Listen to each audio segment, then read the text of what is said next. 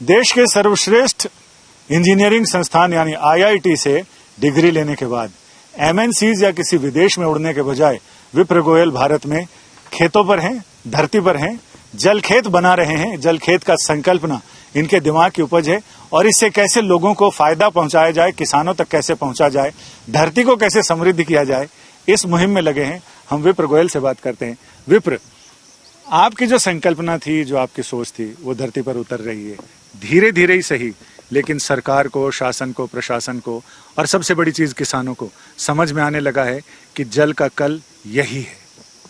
बिल्कुल, जैसा आप देख रहे हैं और आसपास आप देख पा रहे हैं कि भारत के जो 10 करोड़ किसान हैं, जो भारत है उसकी मुख्य आजीविका के स्रोत खेती और पशुपालन ही है।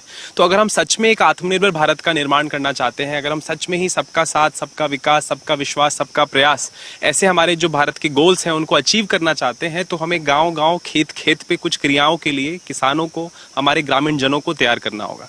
तो अभी हमने जो जलखेत का ये जो संकल्प लिया है, हर खेत पर जलखेत से बनेगा हीरो किसान, ये जो संकल्प हमने लिया है, इस संकल्प के अंतर्गत हमने 12 जलखेत इस पूरे इलाके में, इसमें बनाए हैं। जैसा अभी हम उधर देख रहे हैं, इधर है छरेड़ा ग्राम पंचायत में, जो कि दौसा जिले में आ रही है, जो कि भारत का एक डार्क जोन जिला है, जहां पे भूजल इतने नीचे चला गया है कि उस पे अब बहुत बड़ी मंत्रणाएं होने लग गई हैं, बहुत चिंताएं गांव वालों को होने लग गई। इवन सरकार ने यहाँ बैन भी लगा दिया है ट्यूबवेल खोदने के लिए, बट फिर भी पानी नहीं होने के कारण पानी की सतह शायद 1 किलोमीटर करीब पहुंच गई नहीं। बिल्कुल 800-900 फीट पे पहुंच, गारंटी नहीं कि पानी मिलेगा, गारंटी नहीं। और एक और पैटर्न देखा गया है कि जैसे जैसे पानी नीचे जाता है, उसका जो आर्सेनिक और फ्लोराइड कंटेंट है वो बढ़ता चला जाता है। मतलब पानी जितना नीचे जाएगा वो उतना अनुपलब्ध तो होता ही जाएगा, बट उतना ही अनुपयोगी भी होता चला जाएगा। तो अभी हमने बारिश का मीठा पानी संग्रहित करने के लिए, जिससे खेती में जो उपजाऊ जो पैदावार हो, वो उसकी भी पैदावार बढ़े, उसकी भी गुणवत्ता बढ़े, तो जो पपलाज माता के पहाड़ों से जो पानी बह के आ रहा है, उस पूरे इलाके को हम यहाँ रोक रहे हैं। अब जैसे आप ये कुंडा देख रहे हैं, ये गौतम करके किसान का कुंडा है, जो करीब 1.5 बीघा की जमीन, 1.5 बीघा जमीन जो आप इस विस्तार में देख रहे हैं, इस 1.5 बीघा जमीन की 5% क्षेत्रफल में बना है।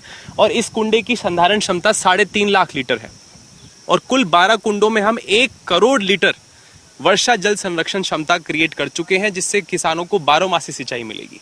आज हम पूरा देश जहां आर्टिफिशियल इंटेलिजेंस, चैट जीपीटी, इस सारी टेक्नोलॉजीज में डूबा हुआ है, उन टेक्नोलॉजीज का अगर हम गांव-गांव में, खेत-खेत में उपयोग सोचें, तो वो उपयोग भी कभी तभी खींच पाएंगे जब गांव-गांव में पानी की व्यवस्था। इसमें एक चीज जानना चाहते हैं कि इसमें अगर हम मोटी प्लास्टिक की शीट लगा दें तो भूजल जो संचार होता है वो कैसे होगा, वो संचयन कैसे होगा? ये डाउट भी बहुत लोगों को आता है, जो लोग इसमें वित्तीय व्यवस्था के लिए जुड़ेंगे या प्रशासनिक सेवाएं जुड़ेंगी उसमें। तो इस डाउट का ये है कि जब बारिश होती है, जैसे 1 हेक्टेयर में 70 लाख लीटर पानी बरसता है, अगर 700 mm बरसात है, 70 लाख लीटर में से जो अंतरिक्ष ज्ञान है, मैंने क्योंकि इसरो में भी काम किया है, प्रोजेक्ट्स किए हैं, तो हमने ये सीखा था कि कुछ पानी तो उड़ जाता है, जिसको हम वाष्पीकरण बोलते हैं, इवापोट्रांसपिरेशन बोलते हैं। कुछ पानी जो भूजल में पर्कुलेट कर जाता है, और तीसरा जो कंपोनेंट होता है जो सतह पे बहता है। तो हम ना तो वाष्पीकरण को रोक रहे हैं, जिससे क्षेत्रीय जलवायु हो, क्षेत्रीय बरसात बढ़े, ना हम भूजल के पुनर्भरण को रोक रहे हैं। हम उस पानी को इस कुंडे में भर रहे हैं जो उस गांव से बाहर निकल जा रहा था, बर्बाद हो जा रहा है, जो उस गांव से बाहर निकल जा रहा था, जो बिहार में बाढ़ का कारण बनता है। बिहार में बाढ़ क्यों आती है? क्योंकि ऊपरी इलाकों के गांव से पानी व्यर्थ बह के चला जाता है। तो इस तरह के जल कुंडों से भारत को सिर्फ सूखे से ही नहीं, बाढ़ से भी निजात मिलेगी। तो देश में कितनी पंचायतें या राज्य में कितनी इससे फायदा उठा सकती हैं? बिल्कुल, कितनी पंचायतें अभी भी सूखाग्रस्त क्षेत्रों में रहती? बिल्कुल, अभी भारत में 2 तरह के इलाके हैं। कुछ इलाके ऐसे हैं जहाँ कहते हैं कि हमारा तो भूजल बहुत है, हम तो बटन दबाते हैं और ट्यूबवेल से पानी आ जाता है, और कुछ इलाके ऐसे हैं जहाँ भूजल नहीं है। तो जो 60% इलाका है भारत का, उसको तो आज ही चाहिए। बाकी 40% इलाके को जो अगर ऐसा चलता रहा तो 5 साल बाद उनको भी चाहिए।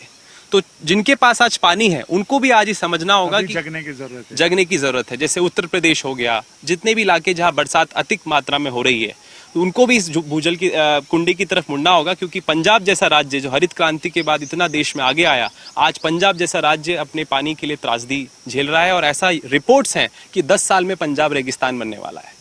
तो ऐसे राज्य जिन्होंने देश को उत्कृष्ट ऊंचाइयों तक पहुंचाया कृषि क्षेत्र में, अगर वो पानी जैसी बुनियादी चीज की वजह से हम वैश्विक अपनी प्रतिस्पर्धता हम छोड़ जाती है हमसे, तो एक बहुत बड़ा हमारे लिए एक चैलेंज है। और अगर हम जैसे लोग जो देश के संस्थानों में पढ़े, आईआईटी खड़गपुर में पढ़ने का मुझे मौका मिला, अगर हम जैसे लोग भारत के लिए आगे नहीं आएंगे तो और कौन आएगा? फ्यूचर आप क्या देखते हैं, और फ्यूचर में और क्या क्या चीजें इसके साथ चल सकती हैं और आम किसानों को प्रभावित कर सकती हैं, जिसमें सरकारी योजनाओं से पता नहीं किसानों की आय दोगुनी होगी या नहीं, इससे आपको कितनी उम्मीद लगती है, क्या क्या? बिल्कुल, तो क्या है ना कि अगर हमें इस इलाके की आय बढ़ानी है तो इस इलाके में जो जो लागतें हैं उन्हें हमें खुद अपने इस जमीन पे उगाना होगा। जैसे पानी की लागत होती है, कुंड बना लिया। दूसरी बिजली की लागत होती है, सोलर पंप लगा लेंगे। तीसरी खाद की आवश्यकता होती है, बायोगैस प्लांट खुद का हो जाएगा। कीटनाशक की होती है, खुद का हो जाएगा। बीजों की होती है, बीजों का केंद्र खुद का हो जाएगा। मशीनों की होती है तो यहाँ पे कस्टम हायरिंग सेंटर लगेगा, एक बड़ा मशीन केंद्र लगेगा जहाँ रेंट पे मशीनें किसानों को मिलेंगी। तो ये खेती में जो जितनी भी कॉस्ट ऑफ कल्टीवेशन जिसको बोलते हैं वो सारी लागतें इंटरनलाइज हो जाएंगी, तो मुनाफे का जो रेंज है वो बढ़ेगा। इसके बाद उत्पादन के लिए मशीनें चाहिए, खुद की हो जाएंगी।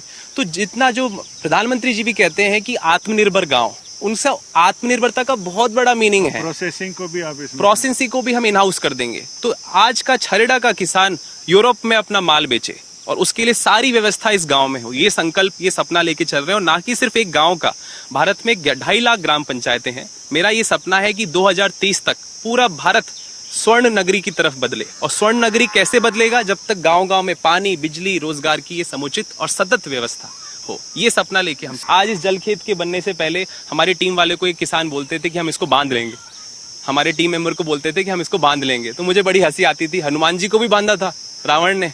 तो तब जब जल खेत हुआ तो वही दाल बाटी बना के हाथ में लेके रात, तो वो जो सौहार्द है भारत में वो खोया नहीं है। जनता विमूढ़ नहीं हुई है, जिज्ञासु है, सच जानना चाहती है और विकास चाहती है। विकास दीजिए, आपकी हो जाएगी। विप्र का मतलब होता है विशिष्ट प्रज्ञा संपन्न। तो इस विप्र संकल्प की सिद्धि के लिए समाज की, सरकार की और हर एक मन में आस की जरूरत है, जो ये विश्वास करे कि वो जलखेत से आगे आने वाले कल का हल निकाल सकता है। और इससे न केवल आगे आने वाले कल का हल निकलेगा बल्कि समृद्धि भी आएगी। न केवल जमीन समृद्धि होगी बल्कि किसान भी, किसान और धरा समृद्ध होगी तो फिर हर एक जवान, आने वाली पीढ़ी समृद्ध होगी, इसमें कोई शक नहीं होगा। बस जरूरत है पूरे डेडिकेशन के साथ, निष्ठा के साथ इस चीज को आगे बढ़ाने की, जिससे न केवल जल और जमीन समृद्ध हो बल्कि आगे आने वाला भविष्य भी। कैमरामैन रविकांत तोतावार के साथ संजय शर्मा, दौसा के गांव छरेड़ा से।